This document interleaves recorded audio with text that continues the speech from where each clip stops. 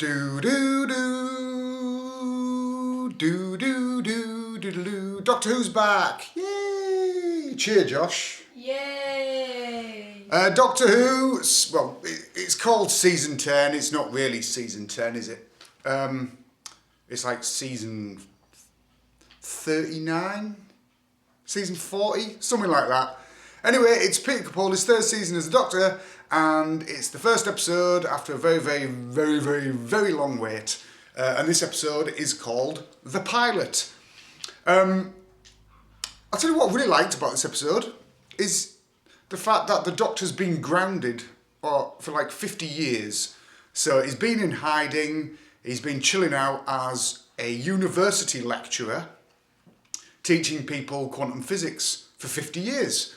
And it makes you think, I wonder if any of the students ever wondered why he didn't age.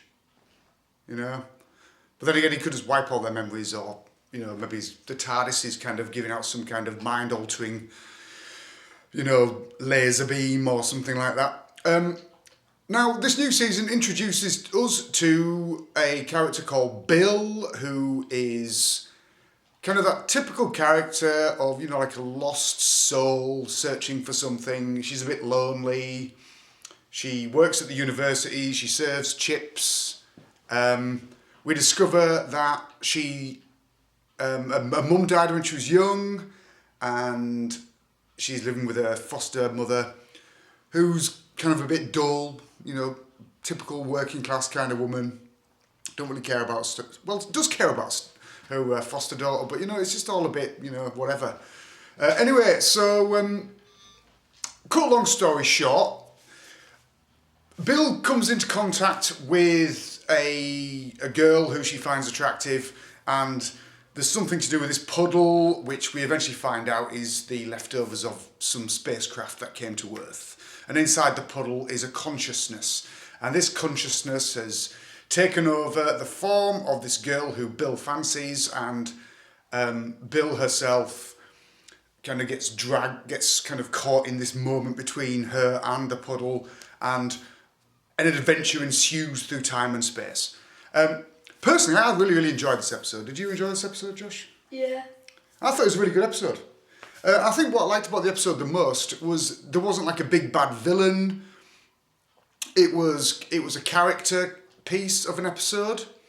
You know, this being that had obviously taken the form of this girl, this water thing, had created like a psychic connection with this Bill, and they were travelling through time and space, and she was chasing them through time and space. There was a great moment where the Doctor decides to see how far this being is willing to go in order to get to Bill. So the Doctor takes him to, you know, like a Dalek spaceship, which I thought was awesome. That was brilliant. I really enjoyed that moment. Also to the other side of the universe, whatever that means, because, you know, there clearly isn't another side of the universe, but this is Doctor Who after all, and, you know, he can do whatever he wants and say what he wants when it comes to the universe.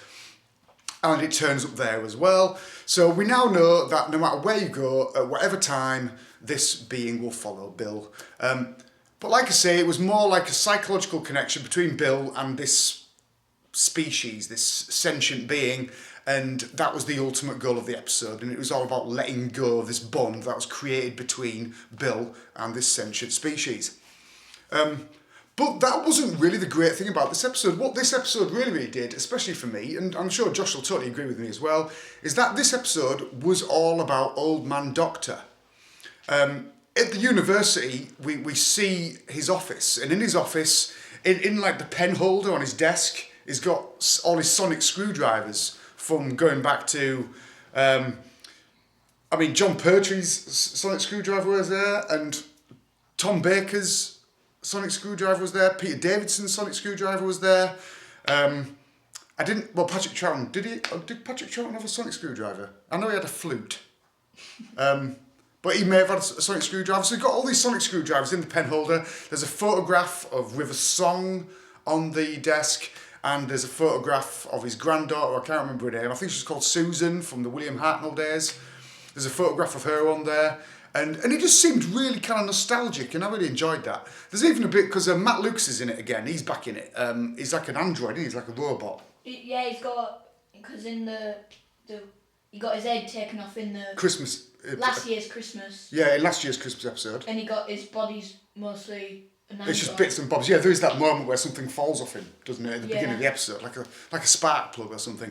But he's back in it. And what I liked about him is that he wasn't really over the top. He was just there to kind of tell the Doctor that you're being old again. Or, he's almost there to remind the Doctor of who he is. And I really like that about his character. But there is a moment where the Doctor, when they're at when they land on the Dalek spaceship, and he throws one of his sonic screwdrivers to Matt Lucas, and Matt Lucas is going, I don't want to use it, I don't want to fight about this, I want to stay here, I don't want to get involved in a battle. And that was really, really good about that. And again, there's that nostalgic feel that this pilot episode, quote unquote, is what we're going to get from this Peter Capaldi season. And the funny thing is, at the end of the episode, we get the teaser trailer for the entire season, which has been on YouTube for God knows how long anyway, and the entire season looks like a nostalgia trip. We've got Cybermen from the late 60s, where obviously they didn't look like modern day Cybermen. They look like they've got hoods over their heads, and they've got like kitchen utensils stuck to their bodies.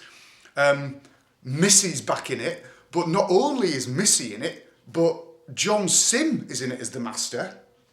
So is the Doctor going to go to another point in time where he comes across that Master that was with David Tennant? Oh, yeah.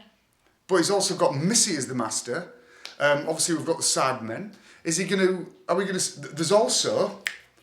Oh, what's it called? Warrior thing. That warrior... Ice Warriors or something. Yeah, he was in...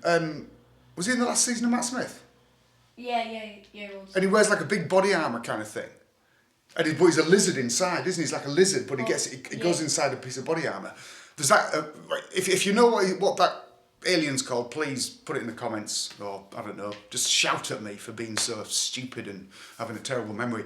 But so we're going to get a big nostalgia trip from this season of Doctor Who, and to be honest with you, I'm really looking forward to it, because I like nostalgia trips, because nostalgia trips really gives the Doctor, in this case Peter Capaldi, an opportunity to really act his socks off and get into the mind of the Doctor. And I really like that. And that was probably one of the best things about last season. Not so much in the first season. We sort of got the feeling that Peter Capaldi's Doctor in the first season of Peter Capaldi's Doctor Who. We got the feeling that he was aged and so on, but I think it was just that they didn't really know what they were doing post Matt Smith. And now we've got this trilogy of seasons from Peter Capaldi, and we're really going to get to see that side of Peter Capaldi and that side of the Doctor, and it's going to be great, and I'm really looking forward to it. We've got 13 weeks of this, so I think it's 13 weeks, forgive me if I'm wrong, but let's bring it on. Yay, Doctor Who. Yeah. So I really enjoyed this episode, I hope you did too. Let's talk some more next week on episode 2 of the Doctor Who TV show on the BBC. What the hell am I talking about? Anyway guys, as always, thank you very much for watching. Always a pleasure, never a chore. Click subscribe if you want to see more. Peace out, and I'll see you next time. Woo, say bye Josh. Bye.